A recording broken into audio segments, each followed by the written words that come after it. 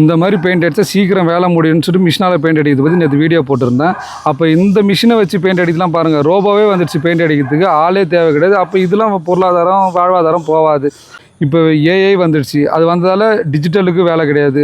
ஒரு ஃபோட்டோ கொடுத்தா அது எந்த மாதிரி வேணால் அப்லோட் பண்ணி கொடு. அப்போ அதை கற்றுக்க தான் முயற்சி பண்ணும்போது அதை குறை சொல்ல உட்காத்துல எந்த அர்த்தமும் கிடையாது. இந்த மிஷினால் அடித்தா என்ன யூஸ், சீக்கிரம் கஸ்டமருக்கு வேலை முடியும், அவங்கவுங்க வேலையை அவங்கவுங்க பாடலாம். இதை பயன்படுத்துகிறோம் ஒரு பெயிண்டர் தான். இப்போ இந்த மாதிரி பைப்பெல்லாம் அடிக்கிற இடம்லாம் கையை விட்டு அடிச்சிக்கின்னு ப்ரெஷ்ஷை விட்டு அடிச்சிக்கின்னு லோல் பண்ணுறதோட சீக்கிரமாக வேலை முடியுது.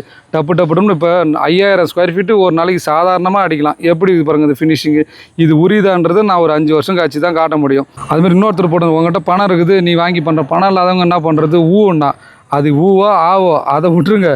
நானும் சராசரி ஒரு சின்ன ஒரு 40 ரூபா பெயிண்ட் வேலை செஞ்சு தான் இந்த லெவலுக்கு வந்தேன். எல்லாமே என் தொழிலுக்காக நான் இன்வெஸ்ட் பண்ணும்போது என் தொழில் எனக்காக சம்பாரிச்சு கொடுக்குது. முதல் வைக்காத எதுவுமே கிடைக்காது, ஞாபகம் வச்சுங்க.